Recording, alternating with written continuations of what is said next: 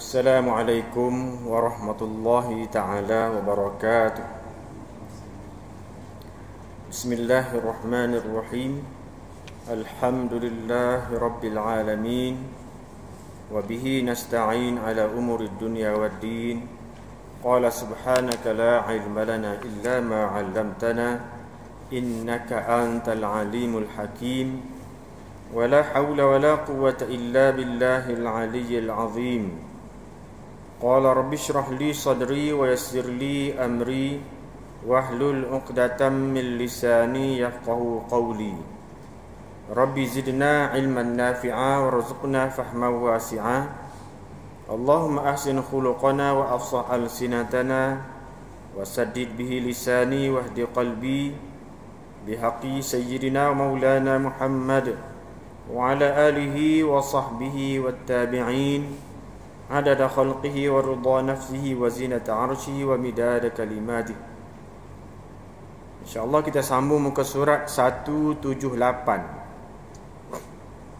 Muka surat 178 dalam tajuk tugas yang kedua, cara menunaikan hak persahabatan. Cara macam mana untuk kita tunaikan bila kita bersahabat. Dia ada hak dengan persahabatan, hak dengan sahabat. Jadi tugas yang kedua ni sambungnya bagi tugas yang pertama, iaitu cara-cara memilih sahabat. Kita sudah belajar sebelum ni, iaitu 5 syarat, 5 kriteria sahabat yang perlu kita pilih, perlu kita cari. Itu yang kita telah belajar pada beberapa minggu lepas. Dia termasuk dari bahagian ceraian yang kedua, adab-adab dengan sahabat, iaitu kawan karib. Jadi malam ni kita sambung tugas yang kedua. Tugas yang kedua, cara menunaikan hak persahabatan. Kata pengarang rahimahullahu ta'ala, wa nafa'ana bi'ulumihi wa ulumina wa barakatihi fid daraini amin. Pertama mengenali hak persahabatan. Mengenali hak. Melayu panggil hak, Arab panggil hak. Hak. Mengenali hak persahabatan.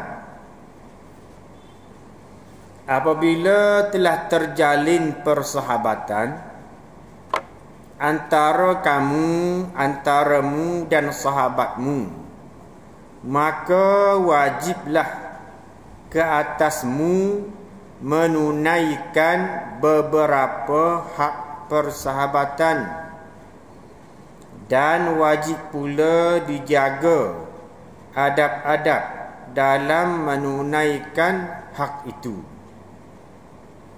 Jadi kata pengarangnya, bila kita sudah bersahabat, bila kita sudah berkawan rapat, ni biasa berlaku ketika kita masa kecil, masa remaja, masa sebelum kahwin lah.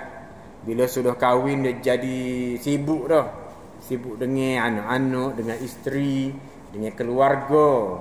Menyebabkan kita sempat kita nak sayang-sayang rapat hari tu pun tak jadi rapat dah. Sayang rapat hari tu pun tak berapa mana dah. Dah, jaga-jaga jumpa, jaga-jaga telefon dah. Dah. Tu. Apatah lagi bila anak kau ramai, lepas tu kerja sibuk pula. Kau tak ada lah maknanya. Kau tidak sempat. Tapi ada juga kau jenis saing kan. Sempatlah dia dengan isterinya, dengan anak-anak, dengan saing, dengan gurunya, dengan kerja dia nak rayaknya. Hebatlah. Jaga-jaga orang boleh lagu tu. Baguslah maknanya. Dah. Saya ajak minum air, tubik minum air. Kami ajak ngopi, mengeteh, makan teh, macam-macam lah istilah-istilah tu.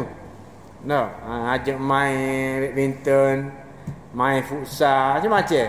Saya duduk, walaupun duduk jauh kerja jauh-jauh, kelik dekat raya kat jumpa kupu. Kupu di restoran, kedai kopi, macam-macam lah. Maknanya bagus. Bagus kerana kita menjaga, ini kita dapat mengeratkan juga silaturahim. Walaupun duduk berjauhan, walaupun sibuk dengan kerja. Baguslah. Nah. Ni jaga-jaga jumpa. Jadi bila kita ni sudah bersahabat, sudah berkawan, maka hukumnya wajib ni.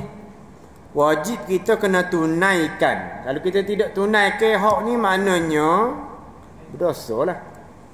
Nah, maknanya berdosa bila kita tidak menunaikan beberapa hak persahabatan.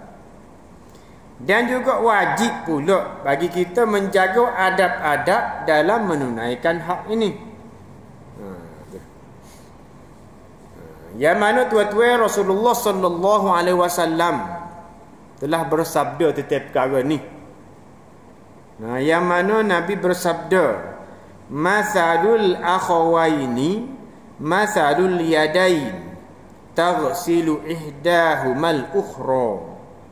Artinya, perumpamaan, diperumpamakan, dimisalkan dua orang yang bersaudara, dua orang yang bersahabat baik, dua orang yang qarib, dua orang yang kawan karib,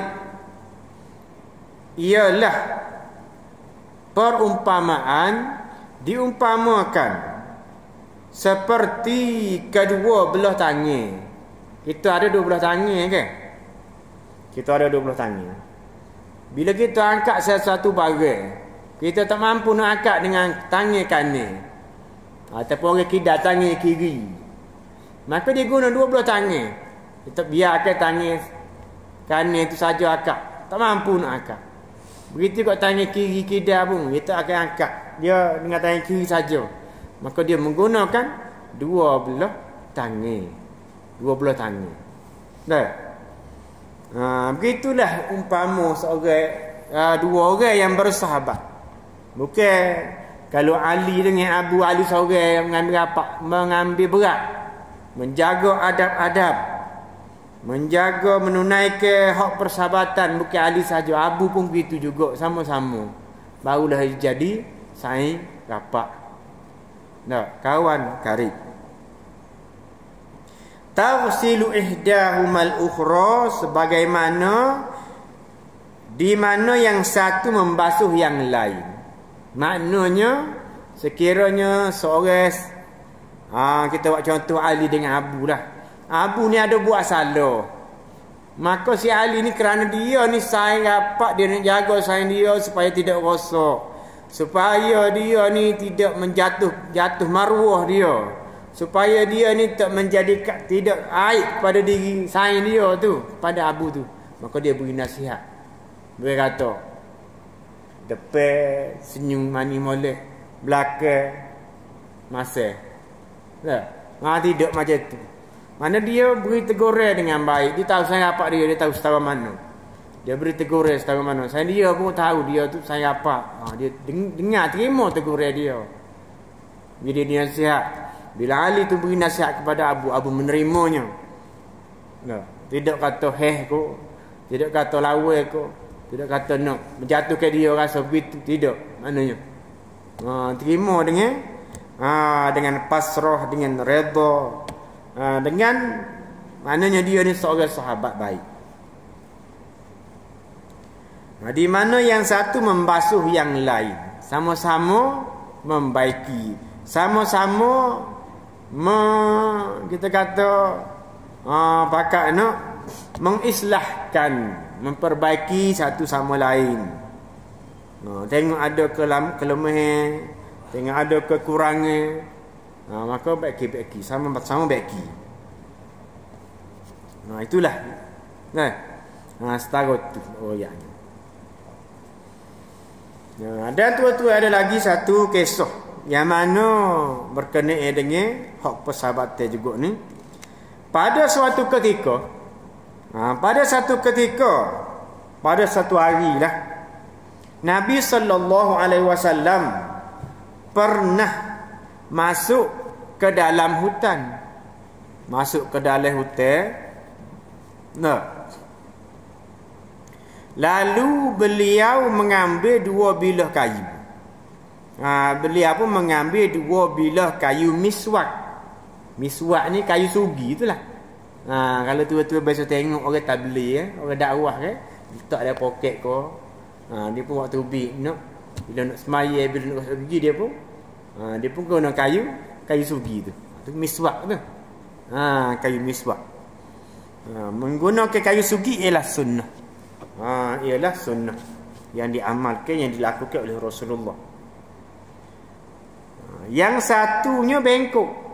2 bilah kayu miswak tu, 2 bilah kayu sugi tu, satunya bengkok dan yang satu lagi lurus. Satu lagi lurus. Betul molek dah lurus. So lagi belok. Dan adalah bersama Rasulullah sallallahu alaihi wasallam pada ketika itu beberapa orang daripada sahabatnya bersama dengan Nabi tu. Dalam peristiwa itu ada beberapa orang sahabat. Kemudian lalu Nabi sallallahu alaihi wasallam memberikan kayu miswak itu kepada salah seorang sahabatnya. Tu. Kayu miswak yang lurus. Lurus ni mudah lah bila kita nak sugi kan, mudah kan nak pegang ni. Kalau belok, begitu dah belok kan. Mana belok? Kena batu payah dah. Dia nak guna kayu hak lurus kan. Kalau kita beli di Jafar Rawah ke, kedai buku Islam ke maknanya. Kita jual kayu belok ni. Begitu juga kalau kita guna buku gigi pun, tak ada buku gigi belok. Betul. Dia tak ada buku depan ni. Di atas tu ada buku. Sebab megel tu. Nak pegang begitu. Tu.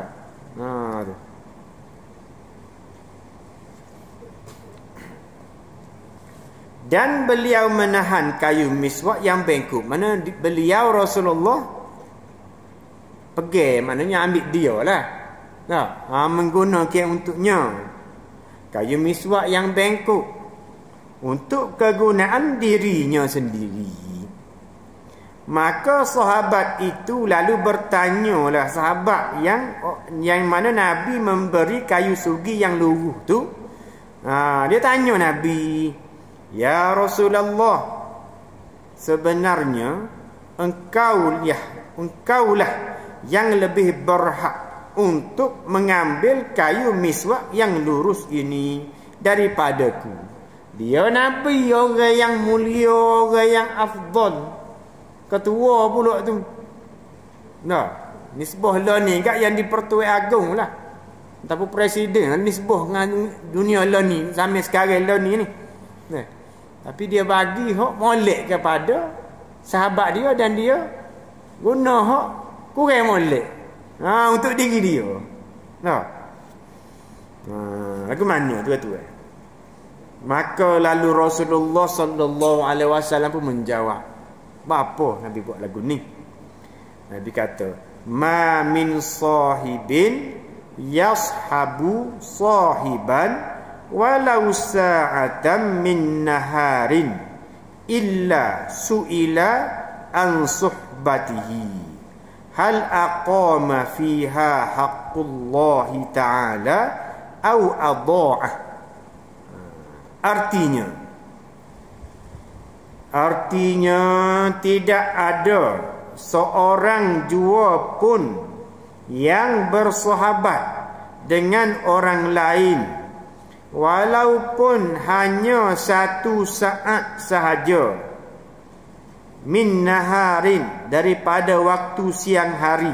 Dia tak tulis maksud terjemahan, tapi di hadis yang bahasa Arab tu dia tulis min naharin, jadi tambah yang ada pensel tu tambah 1 saat sahaja min naharin, daripada waktu siang hari, ataupun pada waktu siang hari, illa kecuali tu baru sambung situ,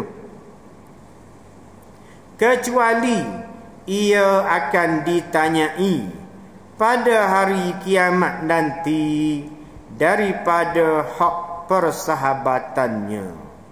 Apakah ia telah tunaikan padanya hak Allah ataukah tidak? Tu. Ini ayat di sininya, bila kita ni bersahabat, bila kita bersahabat, walaupun sahabat karib ke, tidak karib ke, sahabat rapak ke, tidak rapak ke, maksudnya satu waktu saja, satu saat saja, satu waktu saja, sebentar lah maknanya, sebentar lah dia kena sebentar kata. Kena mana? Kena ketika kursus bisa kita kata. Duduk semeja makan, duduk kecek. Sain tu panggil tu. Tu. Ataupun sebelah kita tu ada, kita tanya, kecek, tanya khabar dia mari mana. Kerja mana. Tu. Mana sain tu. Tu. Siapa setara tu dia. Walaupun hanya satu saat sahaja daripada waktu siang hari. Mana masuk siang hari ni malam hari sekali lah. Kerana sebab apa? Sebab kita ni berurusan bermuamalah. Kerana biasanya kalau zaman dulu juga siang hari. Malam ni waktu yang sempit. Mana lepas isyak tu kalau dulu juga. Lepas isyak tu juga balik tidur lah. Gelap, tak ada cahaya sebelah ni, tak ada elektrik sebelah ni kan, lampu kipas ke apa. Orang sudah mai isyak dah, balik lah, tidur dah lah. Tu kebiasaannya pada waktu siang hari. Jadi termasuk juga malam hari. Termasuk dikira juga malam hari.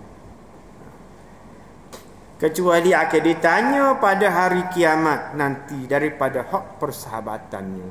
Adakah kamu, hei Ali, hei Pak Mak, adakah kamu telah menunaikan hak persahabatan kamu itu? Maka kita pun jawab, tak lagi. Kita ditanya, kenapa kamu tidak menunaikan hak persahabatan dengan dia? Tak jawab itu dah. Kalau boleh jawab, jawab tak apa. Tak ada jawab.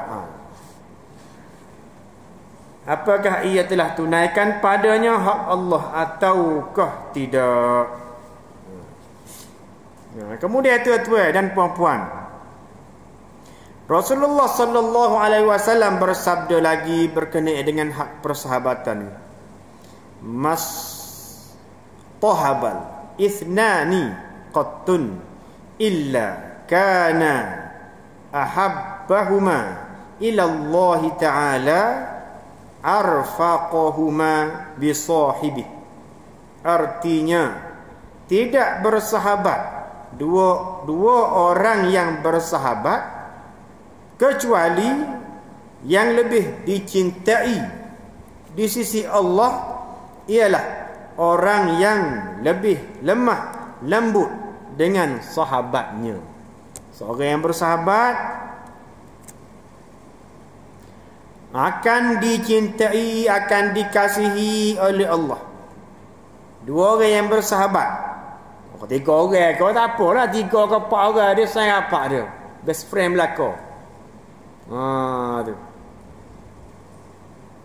dua orang ni, tiga, empat, lima. Kalau pergi juga, pergi mana-mana, ya tiga orang cukup lalu. Kalau tak cukup juga, mana seorang lagi? Mana Zamri tu? Tak ada.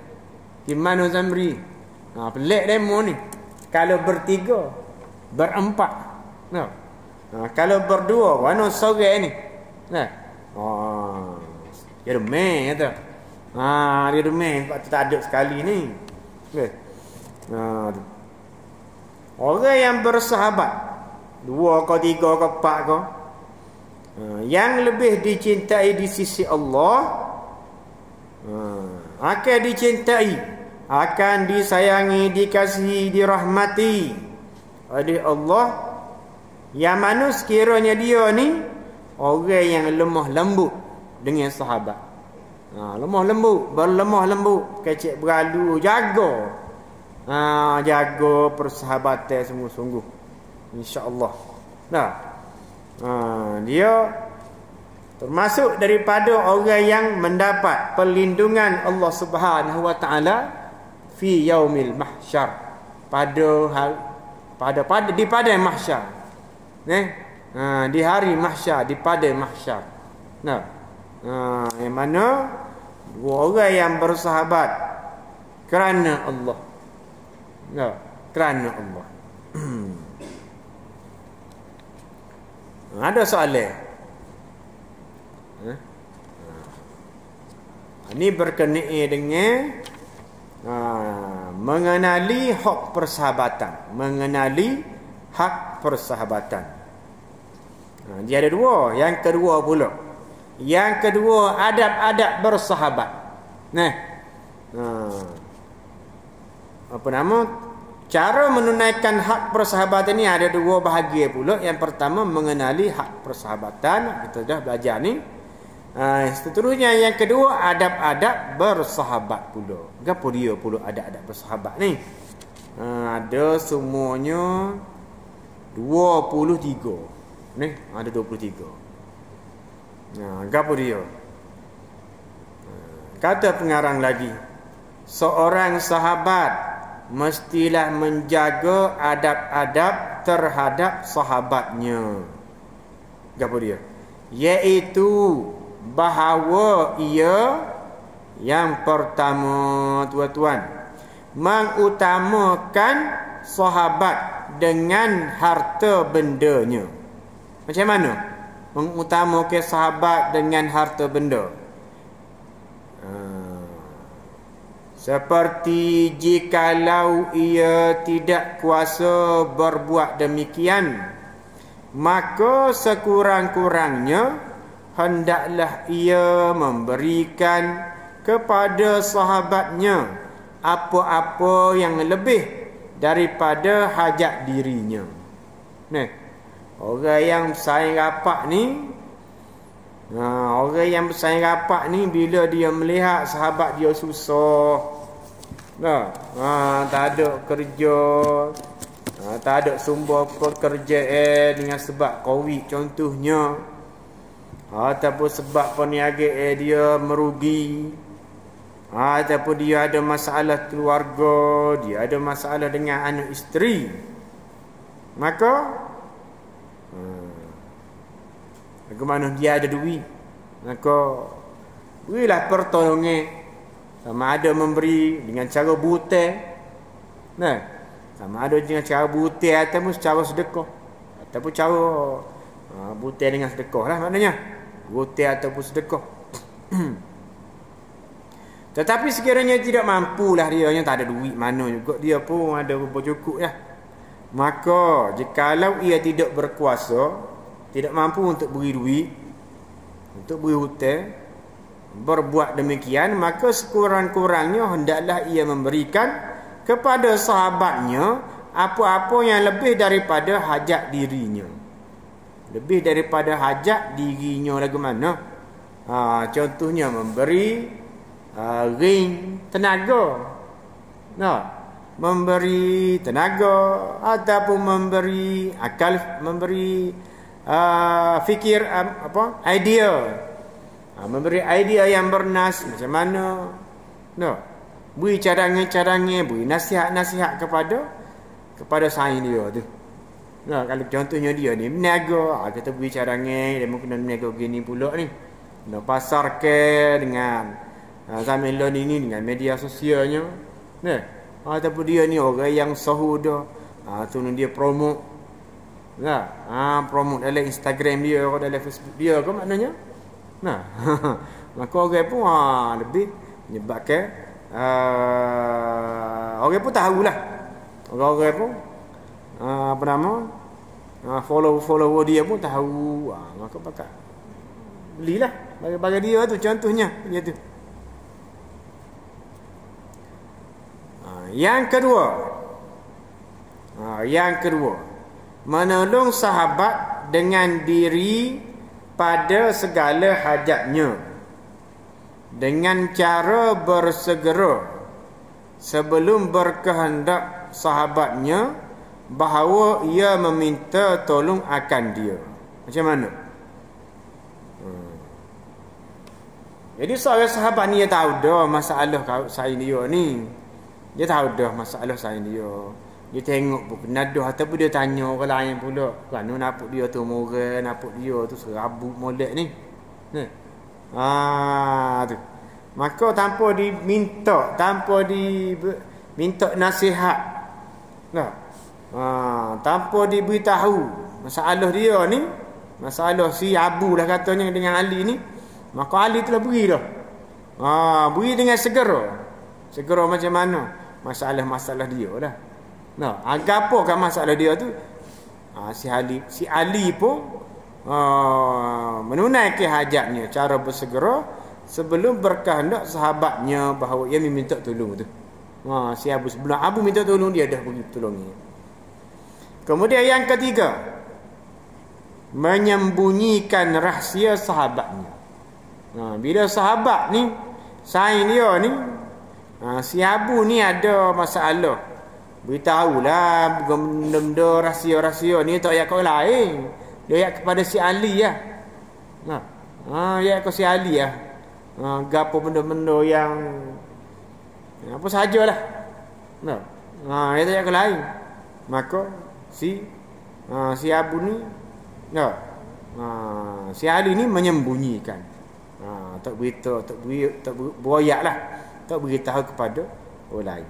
Apatah lagi perkara tu perkara yang mengaibkan dia, menjatuhkan maruah dia. Maka semestilah si Ali tu menyembunyikan.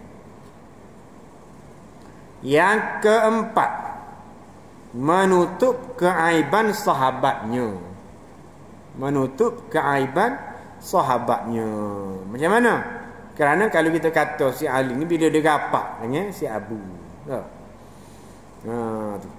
maka orang gapo-gapo pun ayat kepada kalau ada benda yang memalukan si Abu tu, si Ali dulu. Dia royak dah. Kalau jenis tak jaga lah, dia cerita pula ke orang lain pula si Ali tu. Cerita pula ke orang tu orang ni pula nak memalukan. Tapi kalau seorang sahabat yang baik dia tidak. Dia akan tutup. Lalu dia pun si Abu dia tahu masalah dia, orang yang royak. Maka dia pun si Ali tadi tu, dia pun pergi bisik, dia royak, jumpa sama seorang lah. Bersemuka face to face jumpa. Aku dengar ada orang cerita begini, begini. Ya kau? Sungguh? Ada cerita. Tujuannya cerita tu nak suruh si Abu tak khabar dia kata. Tak khabar benda yang berlaku tu. Tak khabar dia pun berlaku tu. Maka dia pun si Abu bila tahu perkara tu dia pun beringat. Dia beringat kalau ada masalah dengan orang tu, dia pergi betul maknanya. Dia pergi baki.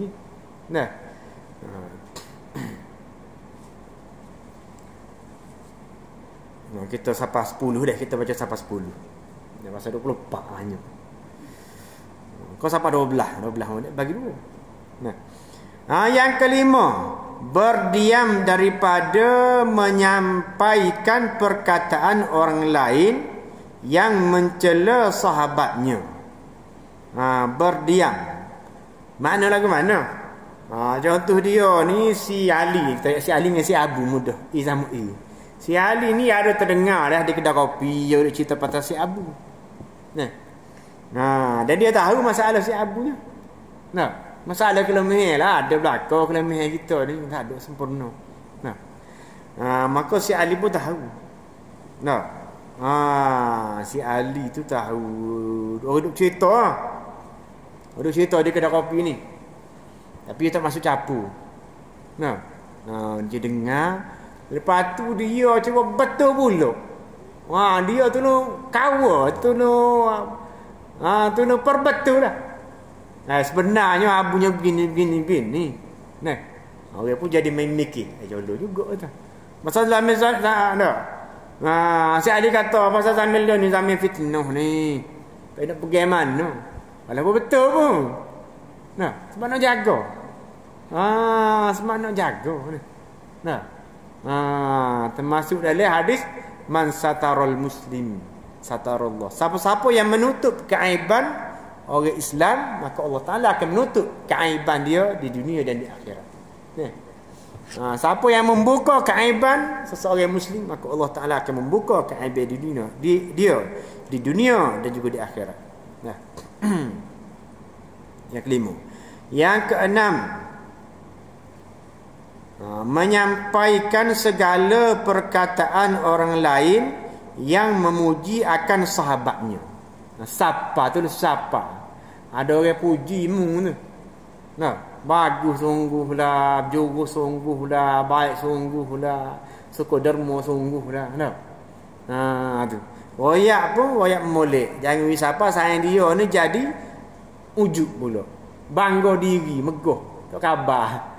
Yang ni pula kena yak molek lah. Aku yak kamu tu nak suruh kamu tu bersyukur. Kerana kurnia Allah Subhanahu Wa Taala yang menjadikan kamu begini ni. Terus siapa royak. Maka dia akan lebih bersemangat lagi. Kalau dia derma sebelum ni sedikit, jadi kau banyak derma. Kalau dia kau tolong lebih-lebih kurang, jadi kau sungguh maknanya. Itu tujuan. Tujuan nak suruh bersemangat lagi. Tu. Lepas tu dia pun rasa mana sedaplah maknanya nak pertolongnya tu. Kerana ada tindak balas. Dia kata buat sesaja, tak ada gapo-gapo. Tak ada respon, kita kata tak ada respon. Maknanya ada jugalah. Bukan dia nak suruh orang puji dia. Buat kerana Allah Ta'ala, bersyukur kepada Allah Subhanahu Wa Ta'ala. Lepas tu bila tahu orang puji, kau semangat nak buat. Yang ketujuh pula, mendengarkan dengan baik akan perkataan sahabatnya ketika ia bercakap-cakap. Bila dia kecek, mana tengok mata. Beri perhatian sungguh-sungguh. Tidak duduk tengok lain, jam kau lain, nyanyi kau leteh kau tu kau ni nak dah. Tu. Beri perhatian maknanya mendengar dengan baik. Kemudian sekiranya perkara yang dia utara ke itu mana betul simpati kita simpati maknanya. Bila dia royak tu benda yang lawak kita tu betul-betul maknanya gembira kita kata. Yang ke-8 pula, meninggalkan berbantah dengan sahabatnya. Jauh ke daripada berbah pula. Menyebabkan jadi sakit hati. Menyebabkan jadi kau jauh lah. Kau jauh. Yang ke-9, memanggil sahabatnya dengan nama yang terlebih disukainya. Tu. Panggil nama. Tu. Kalau Ali panggil Li, dia kata. Kalau lagu tu kita ni, kalau orang Arab dia panggil Nung Ali. Kita panggil, kalau panggil Ali tu biasalah. Kalau panggil nama panjang gitu, nama panjang dia pendek lah. Abdul Somad panggil Mak gitu. Panggil dengan nama yang lebih disukai. Suka lagu mana? Gelar-gelar pula. Yang ke-10, memuji sahabatnya dengan apa yang diketahui daripada kebaikannya. Tengok pula, kalau sayang dia tu makan pung, menyebabkan dia ujuk bangga diri, tak boleh lah lagu tu. Royak dulu awal-awal nak puji pun. Royak awal-awal dulu. Yang ke-11, berterima kasih kepada sahabatnya atas sebarang kebaikannya. Rengek ke lidah, rengek ke mulut, ucap terima kasih. Terima kasih. Syukran. Syukran jazilan. Thank you very much. Tu. Bila kita berterima kasih, dia pun rasa tenang sikit hati, rasa sedap sikit hati. Kita duk tolong abu tu. Duk bertolong kepada Ali. Ali pun terima kasih habu tu rasa sedap sikit. Nah, rasa nak bertolongnya pula. Nah. Walaupun kita kata dah ucapai je tu. Dia kata beri hadiah ke, beri ngopoh dak. Terima kasih. Terima kasih ni ada satu perkataan yang maknanya besar. Besar walaupun ucapai je tu. Tapi besar benarnya. Nah. Ada orang tu dia payah nak sebut terima kasih. Sebab tok beso, tok ajar. Daripada kecil dia tok ajar, ibu bapa dia tok ajar ke apa kan. Jadi nak sebut terima kasih tu rasa jadi kekok, rasa jadi orang sombong kan, tak ada nak kata terima kasih orang sombong. Sombong dia nak ayat terima kasih dia.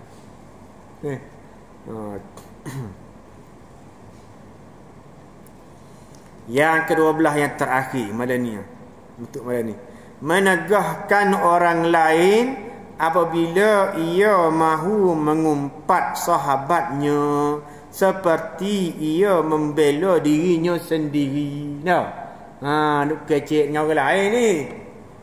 Duk kecek Ali dengan Abu. Ali duk kecek dengan orang lain. Orang lain tu kecek pasal Abu pula. Royak pasal keburukan, duk ngumpat, duk mencela lah. Macam tadi lah dia dengan kedai kopi duk kecek tu. Dia kena bela.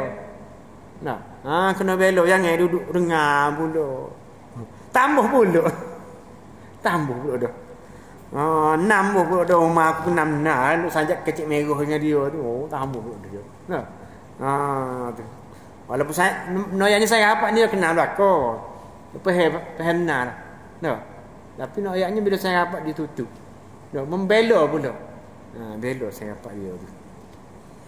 Itulah tua-tua 12 perkara adab-adab bersahabat serta cara menunaikan hak persahabatan yang kita belajar pada malam ni. Mudah-mudahan kita semua dapat mengamalkan dalam kehidupan kita. Begitu jugalah kita sekiranya tak ada saya rapat pun mana isteri kita tu. Isteri kitanya, anak kitanya, tok tua kitanya. Adik-beradik kita pun lagu tu jugalah. Jaga juga. Mungkin kita nak saya rapat, maknanya orang sibuk lah maknanya. Maka keluarga dia. Keluarga dia, adik-beradik dia. Jaga supaya gini jugalah. Jaga sama lagu ni juga ni. Jadi kita berhenti situ dulu untuk malam ni. Jadi terima kasih di atas perhatian serta mohon maaf di atas segala kekurangan yang baik dari Allah Subhanahu wa taala, yang lemah daripada diri yang sendiri. Aku qauli hadza wa astaghfirullahal azim li wa lakum. Wassalamualaikum warahmatullahi taala wabarakatuh. Jadi malam esok malam nisfu Syaban. Nak royak sikit je pasal nisfu Syaban ni, iaitu malam yang diperkenalkan doa. Yang mana Imam Syafi'i telah meriwayatkan, dia kata telah sampai kepada kami ada 5 malam yang mana malam yang mulia. Malam yang mulia, malam yang dimustajab ke doa. Itu malam 1 Rejab tahun ni lepas dah. Kemudian malam nisfu Syaban malam esok. Kemudian malam hari raya Aidilfitri, malam hari raya Aidil Adha dan malam Jumaat. 5 malam. Jadi malam esok salah satu daripada malam-malam yang mustajabnya doa. Lepas tu pula malam esok ni, malam nisfu Syaban ni, yang mana Rasulullah sallallahu alaihi wasallam dia buat amal ibadat sungguh-sungguh. Itu Nabi sembahyang malam. Nabi sembahyang malam lama dan sujud lama. Malam nisfu Syaban. Itulah makna kelebihan. Yang mana orang tua kita, ulama-ulama kita buat baca Yasin. Kenapa baca Yasin? Sebab baca Yasin yang mudahnya. Dia baca sama. Kalau suruh baca surah Maryam ke apa, lama pula, lekat-lekat pula. Surah Maryam ke, surah Toha ke dah. Baca surah Yasin. Itu antara baca surah Yasin tu doa. Jadi gitulah maknanya apa saja amalan, tak apa berlaku nak buat amalan apa-apa pun. Macam tempat kita ni dia kumpul ramai-ramai duk masjid baca ramai-ramai. Kalau seorang tak jadi kerja, kalau jadi juga payah jadi gua tu goni dulu jadi tu. Jadi kita rebutlah peluangnya insya-Allah malam esok, sehingga Sehingga terbit fajar. Kecuali orang yang orang baloh tu tak terima tu. Orang baloh, orang minum arak. Orang yang derhaka kepada ibu bapa. Tu antara orang yang tidak diterima amalan dia. Wallahu subhanahu wa ta'ala alam wa ilmu. A'udzu billahi minasyaitonir rajim. Bismillahirrahmanirrahim. Alhamdulillahi rabbil alamin wassalatu wassalamu ala asyrafil mursalin wa ala alihi wa sahbihi ajma'in. Allahumma iftah alaina futuhal 'arifin wa wasi' arzaqana wa nawwir qulubana waj'al a'malana khalisatan liwajhikal karim ya rabbal alamin. Rabbana atina fid dunya hasanah wa fil akhirati hasanah wa qina adzabannar. Wa sallallahu ala sayyidina Muhammad wa ala alihi wa sahbihi wasallam. Alhamdulillahi rabbil alamin.